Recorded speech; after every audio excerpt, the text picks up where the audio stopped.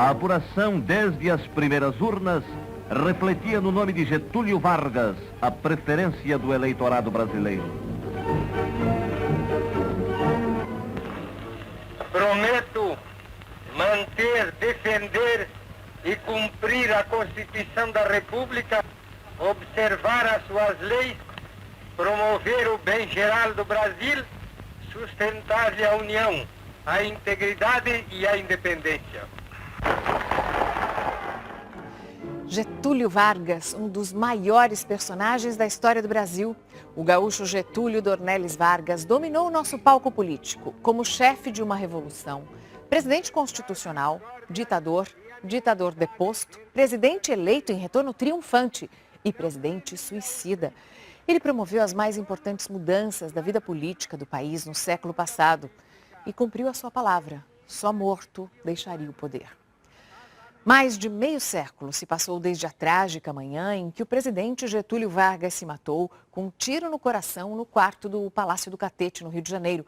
Mas esse tempo todo não transformou a vida e a morte do pai dos pobres, como ele era chamado, em simples referência nos livros de história. Ao contrário, sua carreira como político e seu fim dramático continuam sendo temas de discussão e polêmicas apaixonadas. Aos 60 anos de sua morte, o Arquivo N vai lembrar o tumultuado governo de Getúlio Vargas.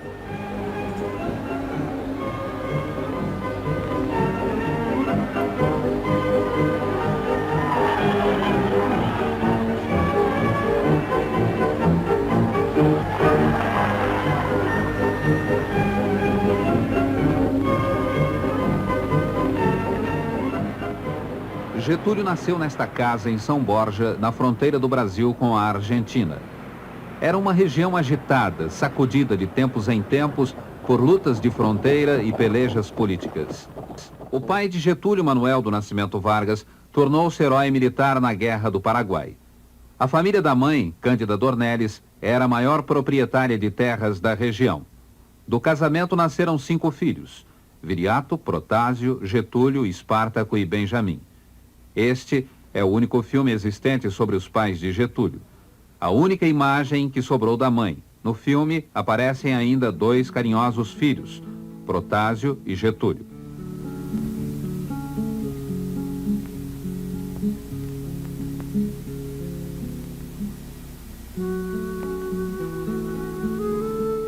Não há imagens de Getúlio menino. Nesta foto, a mais antiga existente, Getúlio tem 12 anos e o rosto de rapaz mais velho. Até aos 19 anos, época desta outra foto, Getúlio hesitou entre a carreira militar e o curso de Direito. Chegou a estudar aqui na Escola de Tática e Tiro de Rio Pardo, no interior do Rio Grande do Sul, de onde foi expulso em 1902 por indisciplina. Getúlio deixou o Exército para estudar em Porto Alegre. Na Faculdade de Direito, começa a carreira política, integrando este grupo estudantil, o Bloco Acadêmico Castilhista, em 1907. 2 anos depois, conseguiu o primeiro mandato de deputado estadual. Nesta época, começou a namorar a futura mulher. Esta é uma das únicas imagens do período. Uma foto dada à noiva com uma dedicatória.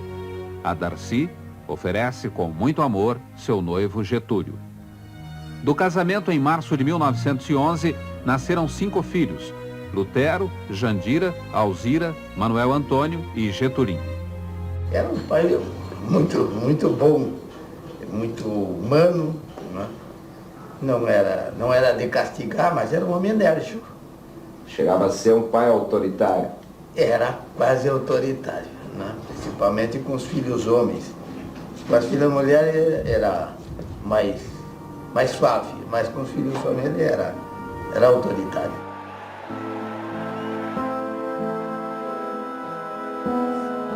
Se a figura de Getúlio no mundo político ainda é controvertida, imagina em família. Eu descobri que meu pai era um doce de coco, um sopa, como se dizia, muito tarde, porque no Rio Grande do Sul, como sobretudo na fronteira, o papel do homem e o da mulher eram muito marcados. O homem saía para ganhar dinheiro e a mãe ficava com a família. Então, toda a nossa formação foi de nossa mãe. Papai era ameaça. De modo que só mais tarde eu vinha descobrir que ele era o homem que não sabia dizer não.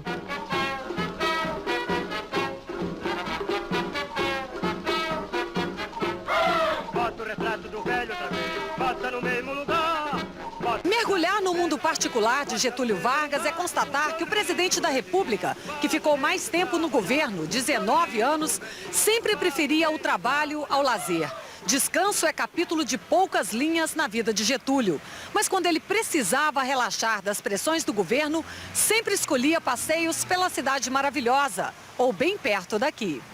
Fotos raras registram esse tempo. No Gávea Golf Clube, o hobby predileto, jogos de golfe. Com a mulher, Dona Darcy, bons momentos nas ilhas de Brocoió e Paquetá. Ele leu muito, principalmente na época de... Quando teve tempo como advogado, ele leu muito, né? Aqui em São Borja. Mas depois, o tempo era mais curto. Eu acho que ele leu, já passou a ler bastante menos. Um livro que ele muito me recomendava para ler é o Dom Quixote. Tem até uma cartinha que uma vez ele me escreveu dizendo que se eu não tinha lido, que lesse. E se tinha lido, que lesse de novo. Porque entre o idealismo de Quixote e o realismo de Sancho Panza estava o equilíbrio da vida. 3 vezes deputado estadual, Getúlio chega à Câmara Federal com a morte de um companheiro de partido. Aí começa o salto de político de província para personagem nacional.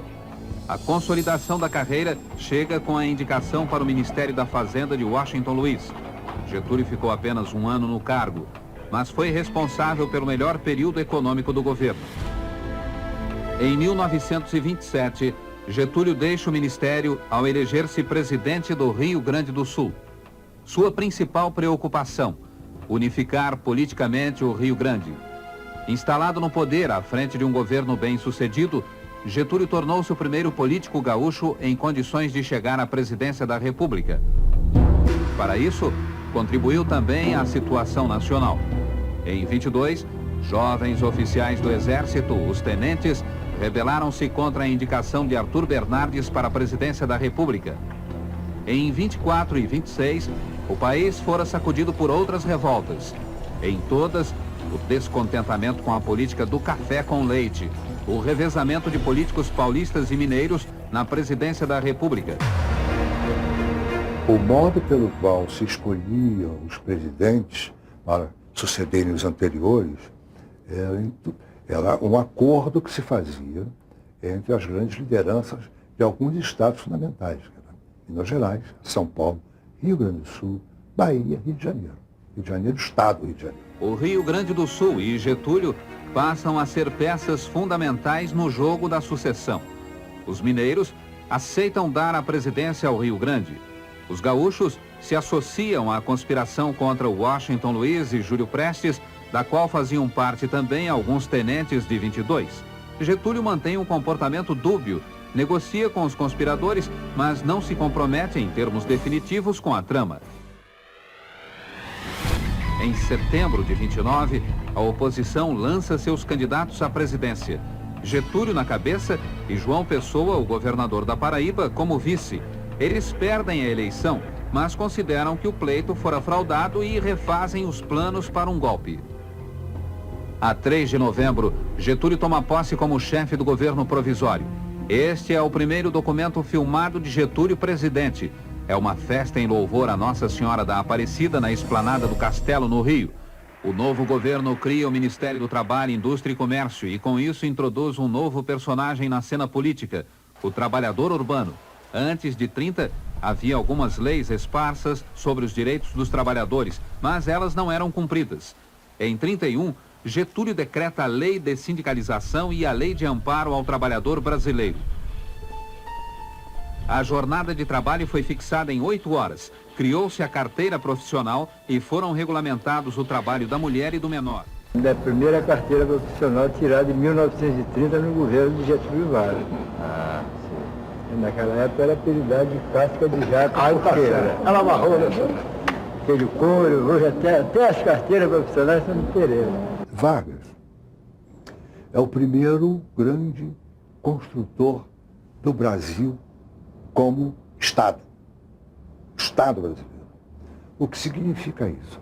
Significa integrar o país por todo tipo de, não só do ponto de vista das comunicações, mas do ponto de vista do mercado, criação do mercado, que era necessário de infraestrutura. Então, é a criação de estradas de rodagem, estradas de ferro, é quando se cria, ao longo da década de 30, o sistema de radiodifusão, né? Correios. Né?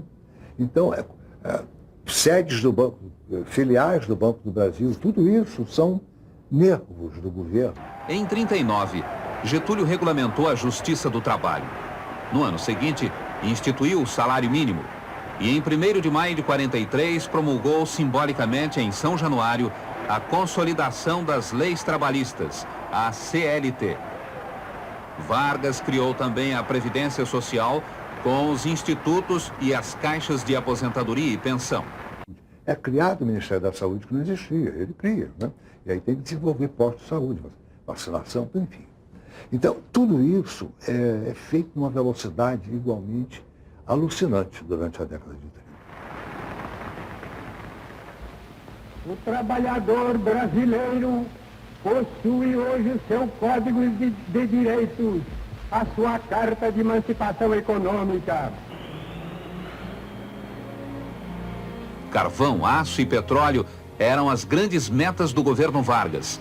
Em 38, o governo decretou a nacionalização das jazidas de petróleo e criou o Conselho Nacional de Petróleo. A habilidade de Getúlio foi fundamental para a criação da grande siderurgia. Conseguindo o apoio dos americanos, depois de difíceis negociações, Getúlio construiu Volta Redonda, que só foi inaugurada em 46. Altas autoridades, à frente o governador Juscelino Kubitschek, aguardam o avião conduzindo o presidente Vargas. E o avião chega ao campo da Pampulha, onde pousa com segurança. Ao descer do aparelho, o chefe do governo é abraçado pelo governador de Minas Gerais.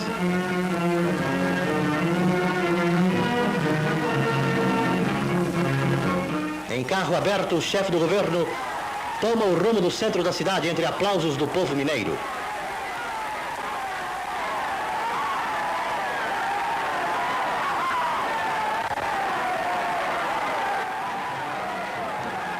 Em plena Avenida Afonso Pena, os aplausos redobram e o presidente da República de pé agradece a magnífica recepção que lhe tributa a população da capital mineira.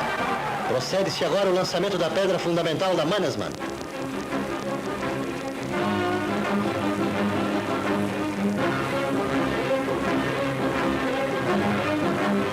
Local onde será erguida a grande forja da indústria siderúrgica.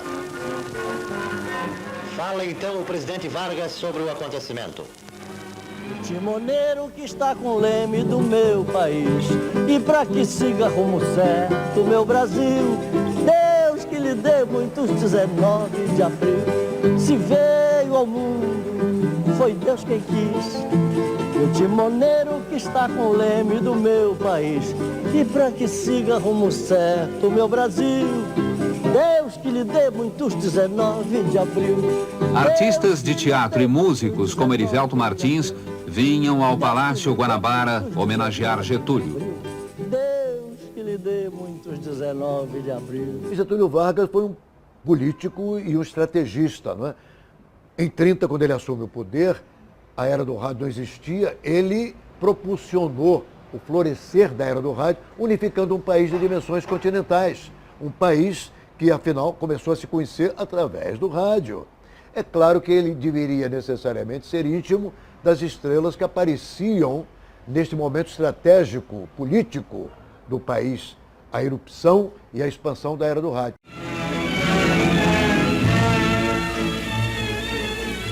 Como ocorre todo fim de ano, realiza-se na Gávea Pequena o almoço de confraternização entre o chefe do governo e ministros de Estado, além de outras altas autoridades e membros das casas civil e militar da Presidência da República.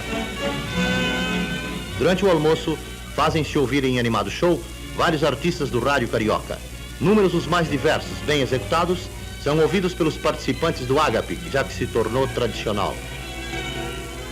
Sobre Getúlio Vargas. Esse era o meu grande amigo. Como começou essa amizade? Não, engraçado, nós fomos um show no Palácio, assim, eu tinha uns 10 anos, eu tinha uns 13. Tanto que ela era campeã infanto-juvenil do Flamengo, quando ela viu aquele lago no Palácio do Catete, ela mergulhou, quase morreu afogada ali, que a roupa agarrou naquele chafariz, sabe? O Gregório até que salvou, quer dizer, era tão criança. Fomos lá cantar pra ele, depois nunca mais paramos de cantar. Teve até um show em Correias, na casa da Jane Aimes, em que nós atrasamos, perdemos o caminho, não achávamos. Quando nós vimos chegando assim, o Getúlio estava entrando no carro para ir embora. Quando nossa caminhonete encostou, ele desceu do carro, entrou na casa e sentou no sofá. Ele adorava a música. Presidente, eu quis fazer pra você. Mas eu sou povo e o povo faz é samba. Getúlio, eu quis dizer pra quem compreender a linguagem do meu verbo popular. Aqui estou, pequenino, aqui estou.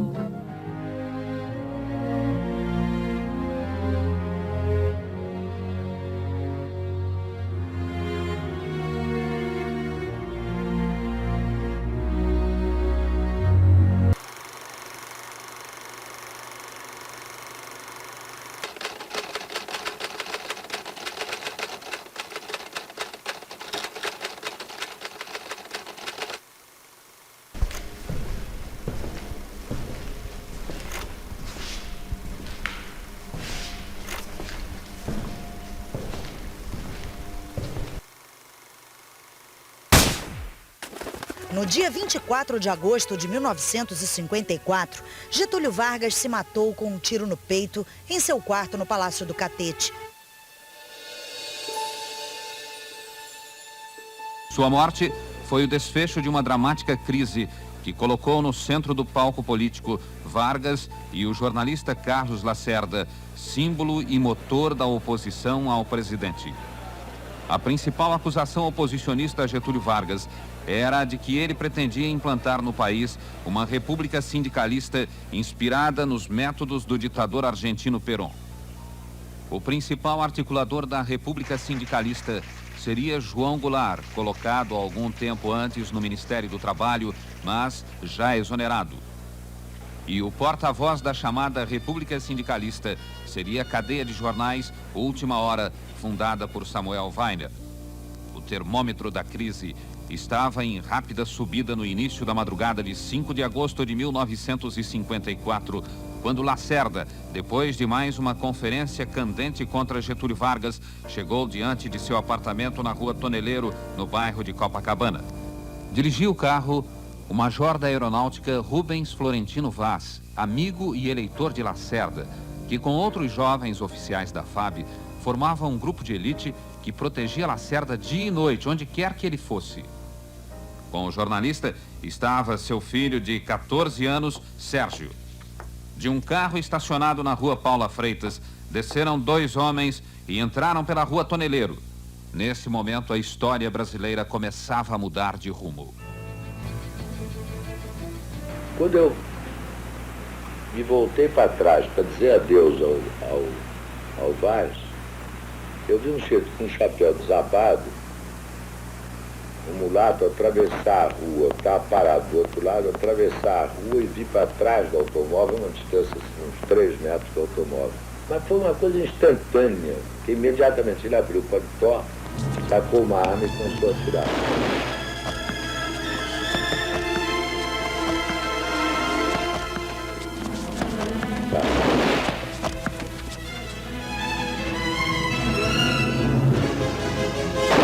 Pensei no revólver para atirar, mas aí o Sérgio se agarrou em mim. Eu julgava o Sérgio para trás do muro, do tal muro, eu arremessava ele para trás, ele vinha e se agarrava em mim de novo. E nessa altura eu senti um negócio no pé, assim, quando eu olhei estava saindo sangue, o cordão do sapato.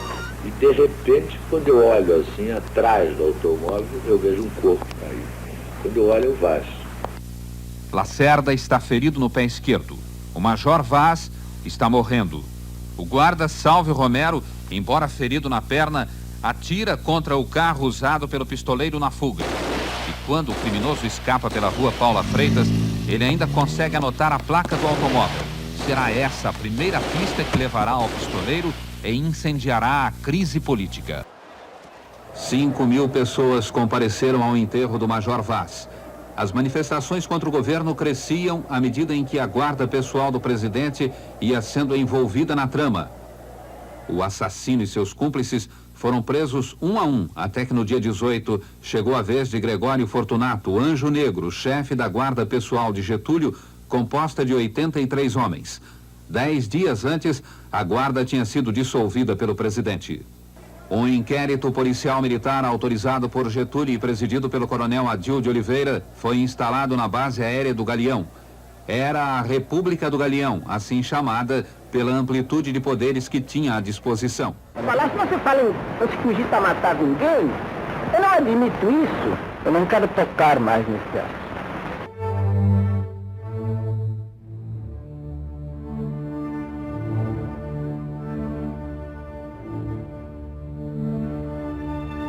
Durante a crise, Getúlio, isolado no Catete, teria dito a frase histórica: "Que miséria, tenho a impressão de me encontrar sobre um mar de lama."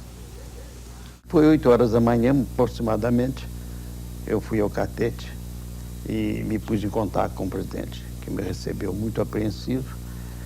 Eu narrei a ele todas as ocorrências segundo os informes que tinha. Ele pediu mais detalhes, mais esclarecimentos. E tomado assim de uma grande irritação, de uma grande indignação, de uma grande revolta, ele disse uma frase que eu guardo sempre na minha memória: "Esse tiro que acertou o Major Vaz, acertou-me também pelas costas." Então, uma notícia dramática emocionou até os corações mais frios. Suicidara-se o presidente Getúlio Vargas, dando à crise um desfecho inesperado e pungente.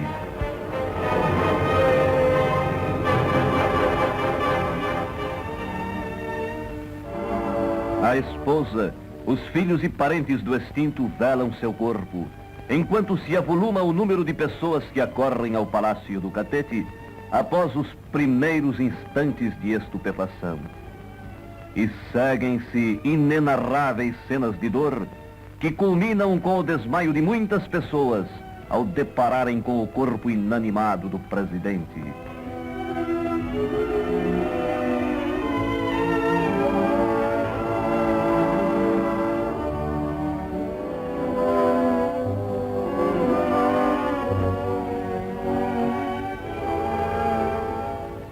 Na rua, intermináveis filas de gente que queria ver os restos mortais do estadista se formaram pela noite e a madrugada adentro.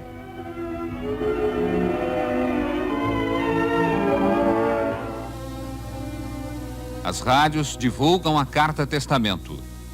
Uma cópia estava na mesa de cabeceira ao lado da cama, outra no cofre. A Carta Testamento dizia: "Lutei contra a expoliação do Brasil. Lutei contra a expoliação do povo. Tenho lutado de peito aberto. O ódio, as infâmias, a calúnia não abateram meu ânimo. Eu vos dei a minha vida. Agora ofereço a minha morte. Nada receio. Serenamente dou o primeiro passo no caminho da eternidade e saio da vida para entrar na história."